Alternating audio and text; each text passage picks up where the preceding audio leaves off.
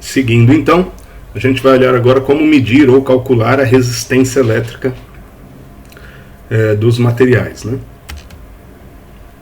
Então a gente pode calcular a resistência elétrica a partir de tensão, corrente e potência, basicamente, tá? Nós já estudamos anteriormente o que é a tensão, é a diferença de potencial entre dois pontos que pode gerar uma tensão num material. Se for um material condutor, essa tensão pode produzir uma corrente elétrica. E se há corrente elétrica circulando num determinado material, é porque ele tem uma potência, uma capacidade de gastar energia, né? Se a gente relacionar essas três variáveis, a gente consegue calcular a resistência elétrica de cada material a partir do que ficou conhecido como primeira lei de Ohm. Também dá para medir ou calcular a resistência elétrica a partir das características do material condutor, se você souber do que ele é feito, qual a largura do fio, a área da seção, né, o comprimento do fio, etc. Também dá para calcular com o que ficou conhecido como segunda lei de Ohm. Tá? Mas eu vou deixar como material complementar essa questão da segunda lei de Ohm. Tá? Não vou discutir aqui com vocês. Vai ser algo extra. E também, para efeito de curiosidade, o George Simon Ohm, um pouco anterior ao Joule, por exemplo, né, ele nasceu ainda no século XVIII. O Joule já viveu no século XIX. O Ohm nasceu no século XVIII e morreu no século XIX.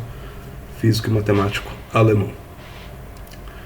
Bom, então vamos direto ao ponto. O que diz essa que ficou conhecida como primeira lei de Ohm? Tá? Não foi ele que colocou como primeira lei de Ohm, nem escreveu assim, mas devido aos trabalhos dele acabou ficando conhecido mais ou menos dessa forma. A primeira lei de Ohm faz uma relação entre tensão, corrente e resistência dos materiais. Então ela diz o seguinte, equação muito simplesinha, né? Uma multiplicaçãozinha aqui.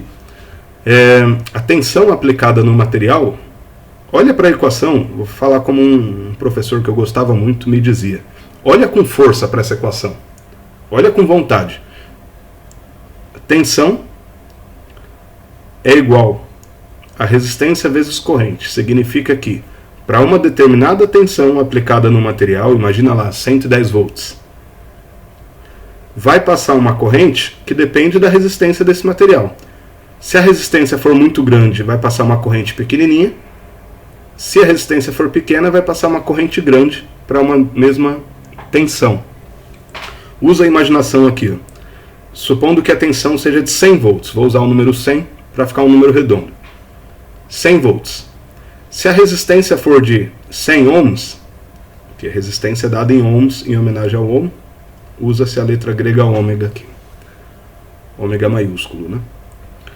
Então, voltando, se a tensão for de 100 volts e a resistência for de 100 ohms do material, quanto de corrente que vai passar por ele? Bom, qual o número que multiplicado por 100 vai dar 100? Número 1, né? Então, se a tensão for 100 volts e a resistência do material for de 100 ohms, vai passar uma corrente de 1 ampere. Beleza? Se for a mesma tensão, ou seja, a mesma tomada lá de 100 volts, só que agora eu ligar um material que tem resistência de 50 ohms, qual a corrente que vai passar por esse material? Bom, se a multiplicação tem que dar 100, que é a tensão que foi ligada no material, então 100 volts. Se a resistência é 50, a corrente tem que ser 2 amperes. Repararam? Fixando a tensão em 100 volts, se a resistência for 100, a corrente vai ser 1. Para 1 vezes 100 dá 100. Se a resistência for 50, a corrente vai ter que ser 2. Se a resistência for 20 ohms, a corrente vai ter que ser 5 amperes. Para 5 vezes 20 dá 100, né? Se a resistência for de 10 ohms, a corrente vai ter que ser de 10 amperes. Para 10 vezes 10 dá 100. Ou seja, quanto maior a resistência de um material, menor a corrente que vai passar por ele quando a tensão é a mesma. E vice-versa, né? Tudo bem? Então, a equação muito simples, requer só um pouquinho de atenção aí para não haver confusão. Se a gente usa essa equação, U é igual a R vezes I, e mistura com a equação de potência usada na semana passada, P é igual a I vezes U, nas aulas passadas, né? Π lá, também podemos relacionar a resistência com a potência dos aparelhos. E aí a gente está voltando lá para aquela tabela do começo da aula, do vídeo anterior, do aluno do ano passado, né? Que a gente olhou a potência dos aparelhos que mais aqueciam, que tinha a ver com a resistência, com o efeito Joule, né? Então, dá para a gente misturar essas duas equações, reparem. U é igual a R vezes I. Se eu isolo o I aqui embaixo, vai ficar P sobre U, né? Então eu posso trocar o I na equação de cima, na primeira lei de Ohm, por P sobre U, por exemplo. Então dá para brincar com essas equações e relacionar resistência com potência. E a gente vai ter, por exemplo, potência é a resistência vezes a corrente ao quadrado, ou que a potência é a tensão ao quadrado pela resistência. Tá? Na prática, apenas essas duas primeiras equações aqui já resolvem os problemas. Tá? Mas, às vezes, para evitar de fazer duas continhas, a gente usa uma dessas equações aqui e faz uma conta só para simplificar mesmo às vezes. Tensão dada em volt no sistema internacional, resistência em ohms, corrente em ampere e potência em watts no sistema internacional. Né? Lembrando aqui algumas equações para a gente não se confundir. Eu tinha lá a forma básica de calcular corrente elétrica, que é a definição de corrente, é quantas cargas passam por tempo num determinado aparelho, num determinado condutor. Energia consumida por um aparelho é a potência dele vezes o tempo que ele fica ligado. Tensão está ligado com a resistência e a corrente que passa por determinado aparelho, a resistência que ele oferece e a corrente que vai fluir por ele. E potência, corrente vezes tensão. Se eu junto essas duas equações, substituo uma na outra aqui, eu ainda tenho essa terceiras e quartas equações aqui. Tudo bem? Espero que sim, né? Estou perguntando para o computador aqui, mas espero que sim. Vamos olhar então um pouco para como trabalhar com tudo isso num circuito elétrico. Bom, a gente tem diversos tipos de circuitos, né? Por exemplo, isso aqui é um circuito gigantesco que é uma distribuição de eletricidade para uma cidade, para um estado, às vezes para um país, né? Então, se você olha região sudeste aqui, região sul-sudeste, enfim, quem fez já a visita, pessoal de logística que participou da visita à usina de Itaipu, não sei se vocês aqui participaram da visita virtual, mas você tem um circuito elétrico que é do tamanho de metade do Brasil, né? Que é o circuito de distribuição de energia nessas torres enormes aqui. Você pode ter um circuito menor, que é um circuito residencial. Dentro de uma casa ou num apartamento a gente tem diversos equipamentos, às vezes tem 2 ou 3 circuitos elétricos, ou um grande circuito elétrico, que é a casa, né? Ou pode ter circuitos elétricos menorzinhos, né? Uma placa-mãe de computador aqui é um circuito elétrico pequeno, mas muito complexo, né? Com muitos fiozinhos passando aqui para tudo quanto é lugar aqui. Ou uma plaquinha de um rádio, pequenininho aqui. Ou mesmo isso aqui ainda existe, será? Como é que chama? É um MP3 player. Isso aqui fez bastante sucesso, né, em 2006, 2007. Não sei se ainda existe. Enfim, então esses são circuitos menores. Aqui tinha um circuito maior que é do tamanho de uma casa, e aqui um circuito do tamanho de uma cidade ou de um estado, enfim. Então você tem vários circuitos possíveis. E esse é um outro circuito elétrico que às vezes a gente esquece. Eu perguntei lá atrás, né, se a pele era um bom condutor ou um bom isolante. A pele até que é o nosso corpo, assim, os músculos, até que eles são razoavelmente bons condutores, assim.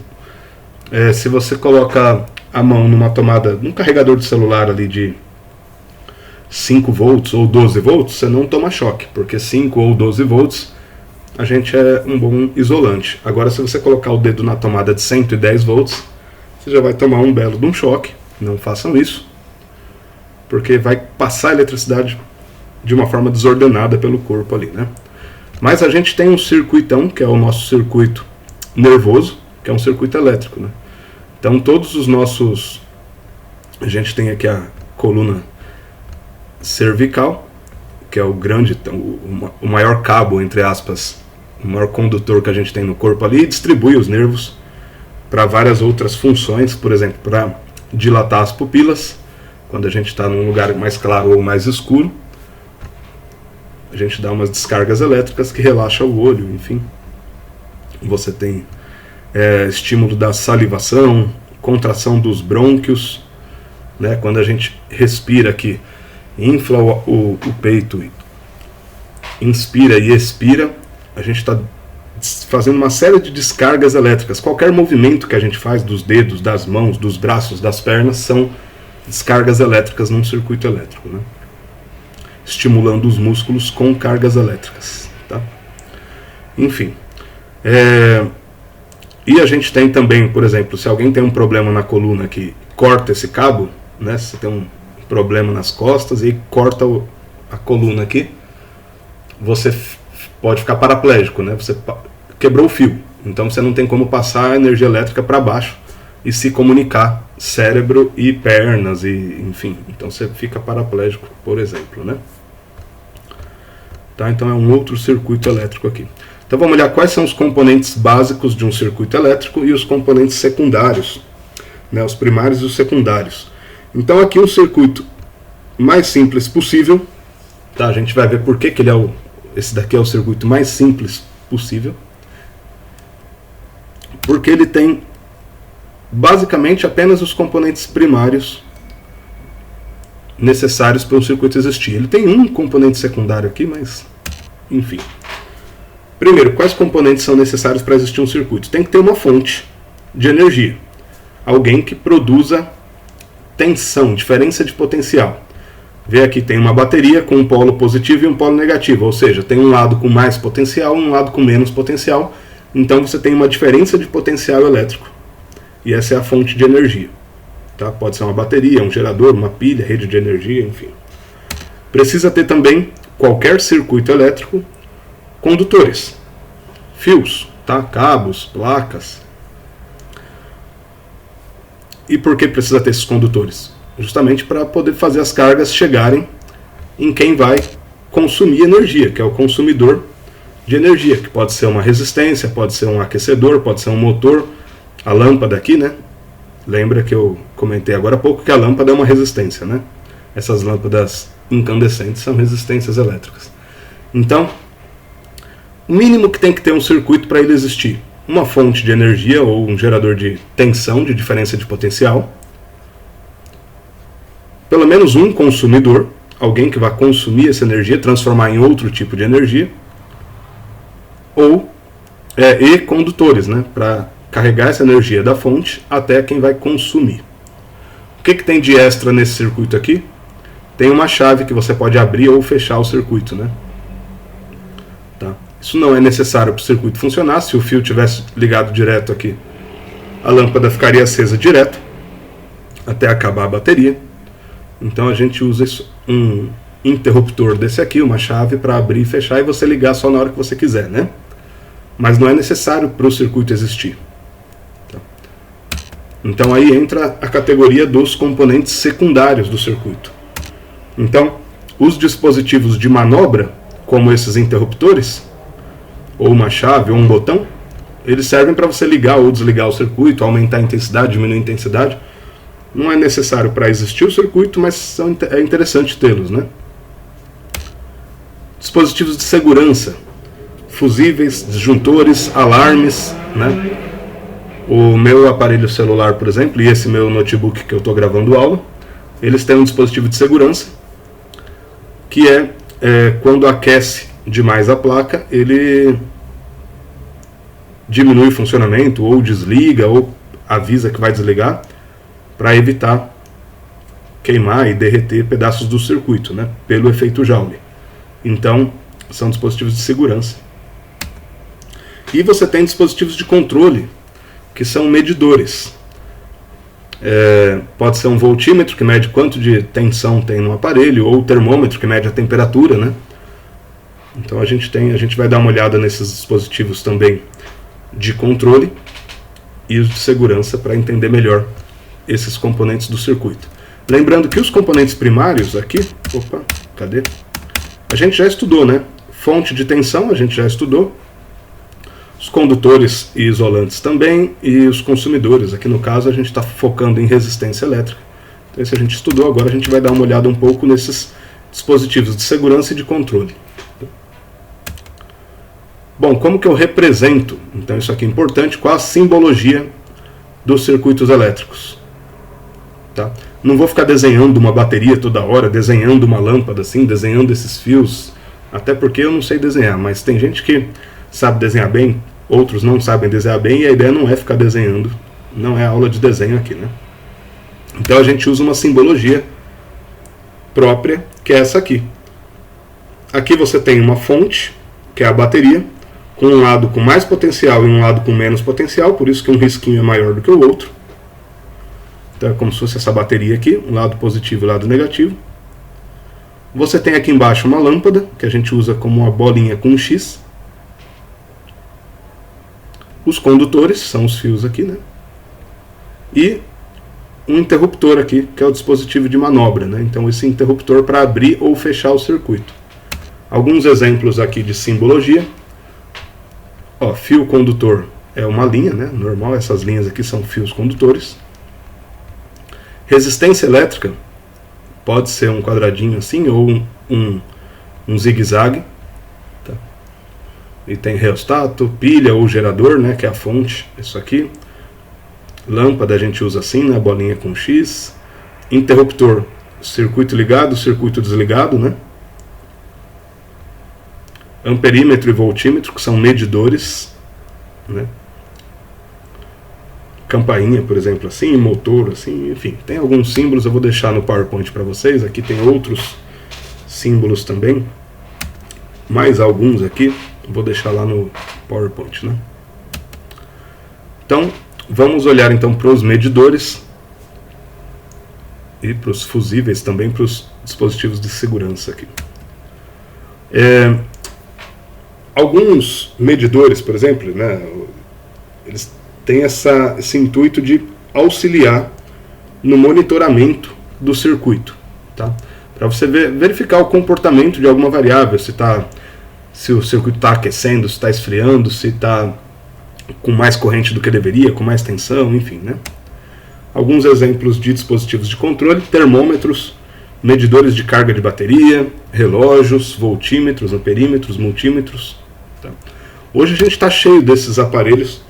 Por exemplo, no celular é comum a gente observar como que está a carga da bateria, né? Reparem que o indicador de carga de bateria, ele vai medindo quanto de corrente que está passando, a intensidade, né, para ver se está passando muita corrente ou pouca, para ver se está acabando a bateria. O medidor de bateria, ele não interfere em nada no circuito. Não interfere em nada, você podia tirar ele, o circuito ia continuar funcionando normalmente. Ele é só um dispositivo de controle, para você observar se está na hora de você recarregar ou não, né? Para informar o usuário, mas isso não atrapalha o funcionamento do circuito, não interfere em nada. Então esses medidores, esse medidor aqui, que está marcando 12,8, é muito usado em carro, em automóveis, para você ver a tensão da bateria do carro. Ver se o carro está com a bateria razoável, se não está perdendo, se a bateria já não está muito fraca, enfim. Tá? Esse outro aqui é um termômetro, 28,4 graus Celsius. Então, termômetro. Isso aqui é um multímetro que mede tensão, mede corrente, mede resistência. Então, é multímetro, né? Ele é voltímetro, é amperímetro, é ohmímetro, é várias coisas. Então, por enquanto, a gente vai olhar para esses dois aqui medidores, são os mais comuns, os amperímetros e os voltímetros. Tá? Então, eles aparecem assim nos circuitos, amperímetro e voltímetro. Voltímetro, também, o próprio nome já diz, ele vai medir os volts, né? Vai medir a voltagem em um trecho do circuito. Ele mede a diferença de potencial entre dois pontos que pode gerar uma tensão em um componente. Deve ser ligado em dois pontos diferentes de um circuito para medir a diferença de potencial entre esses dois pontos. Né? Possui resistência infinita e, portanto, não permite passagem das cargas por ele. Tá? Vou colocar um exemplo logo mais. O amperímetro é o contrário. Ele precisa medir a amperagem, a passagem da corrente, em um trecho do circuito, não em dois pontos, que nem o voltímetro. Né? O voltímetro mede a tensão em dois pontos, a diferença de potencial.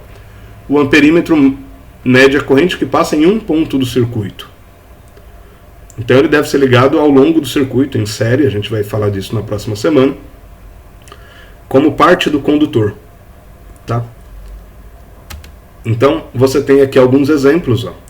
Aqui um voltímetro, você tem um circuito com uma fonte de tensão, uma resistência R minúsculo, uma resistência R maiúsculo, então o circuito mesmo é isso aqui, essa parte de cima.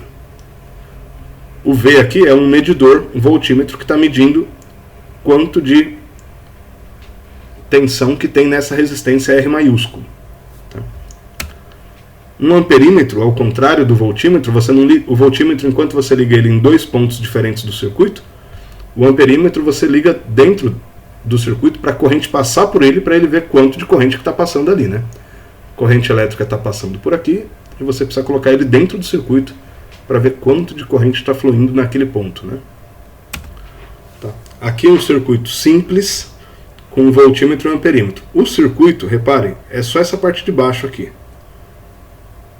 Mas você tem dois medidores para acompanhar o circuito. Um amperímetro aqui, que vai ver quanto de corrente que está passando aqui, e um voltímetro ligado nessa resistência, para ver quanto de corrente que tem nessa resistência, quanto de tensão que tem nessa resistência. Né? Tudo bem? Fusíveis e disjuntores, agora dispositivos de segurança. Lembra que a gente estava falando de dispositivos de controle e agora de segurança. Fusíveis ou disjuntores, né, eu vou explicar a diferença, são componentes presentes no circuito para evitar problema de sobrecarga ou de curto-circuito. Né? Então, dependendo se você coloca fios, por exemplo, um fio encosta em outro, às vezes porque derreteu o plástico, derreteu a proteção, o isolamento, e aí um encosta em outro, dá um curto-circuito, a corrente começa a passar muito rapidamente de um lado para outro. Quando aumenta muito a corrente, o efeito Joule pode causar um aquecimento e um derretimento e até combustão, pegar fogo no circuito elétrico. Né? Então os fusíveis e disjuntores servem para evitar esse problema. E como que eles funcionam? Né? Aqui um exemplo, né, de um caso em que um monte de coisa estava ligada num mesmo circuito, aqueceu demais, pegou fogo. E um outro caso aqui, que eu presenciei infelizmente ao vivo, porque eu trabalhava na FATEC, que é do lado do Museu de Língua Portuguesa, em 2015, e a gente estava finalizando o ano letivo, dando prova de recuperação para quem estava de recuperação, e de repente a gente começou a ver o fogo pegando no Museu de Língua Portuguesa, que foi por causa de um curto-circuito também, que acabou com o museu. Né? Ia reinaugurar em 2020, nem sei se reinaugurou por causa da pandemia. Bom, então qual a diferença dos dois? Fusíveis, eles têm um limite de corrente elétrica que passa por eles. Ó, se você olhar esses fusíveis de automóveis aqui, tem um lado aqui, a corrente vai passar por dentro desse fiozinho aqui dobradinho aqui em forma de U e vai descer para cá. Então cada cor desse fusível tem um que tem um fiozinho mais fininho e um que tem mais grosso aqui, que ele suporta mais corrente. Então, por exemplo, esse amarelo pode ser para correntes de até 5 amperes e o branco para corrente de até 30 amperes. Então, se passar mais que 5 amperes nesse fiozinho aqui do amarelo, ele vai derreter e desligar o circuito. Aí você tem que jogar fora e comprar outro fusível, né? Mas é porque alguma coisa deu errado no circuito. Esse aqui, por exemplo, vamos supor que ele suporta 30 amperes de corrente. Então, se passar 10 amperes, 20, 25, está dentro do circuito que ele controla. Se passar 31 amperes, ele derrete. E aí você impede de ter outro problema maior no automóvel. Né? Esse outro fusível aqui de baixo é bastante usado em eletrônicos. Tem um fiozinho aqui fininho aqui que passa por ele. Aparelhos eletrônicos suportam bem menos corrente, então são microamperes geralmente. Passou um pouquinho mais, derrete, e aí você tem que trocar, mas ele indica que alguma coisa estava errada, poderia queimar o circuito. E esses aqui, fusíveis residenciais, que já estão ficando peça de museu, porque hoje em dia a gente usa mais disjuntores, que são esses aqui, né? O disjuntor, ele não queima, você não precisa substituí-lo. Quando passa uma corrente maior do que o necessário, ele desliga sozinho. Ele tem uma válvula magnética, quando passa uma corrente acima, sei lá, se é um disjuntor de 20 amperes, quando passa 21 amperes, essa carga aciona uma válvula magnética que desliga o disjuntor. Então é só você ir lá e ligar de novo. Claro, primeiro tem que descobrir qual a causa, né? O que fez aparecer tanta corrente. Aqui em casa mesmo, quando a gente liga o micro-ondas e o secador de cabelo ao mesmo tempo, cai o disjuntor porque vem muita corrente, né? São duas coisas que aquecem, então tem bastante potência, puxa bastante corrente e desliga o disjuntor. Exemplos em circuitos, aqui ó, um fusível nesse circuito bonitinho aqui, cheio de resistências, tá? E aqui um outro fusível na entrada do circuito, ó, saiu da tomada aqui 12 volts, já tem um fusível, porque qualquer problema que der aqui dentro, o fusível desliga e não queima o restante das coisas, né? Um outro circuito aqui com outra representação de fusível, como uma cobrinha aqui, também é um jeito de representar, tá? Beleza, então falei bastante, bons estudos e até semana que vem.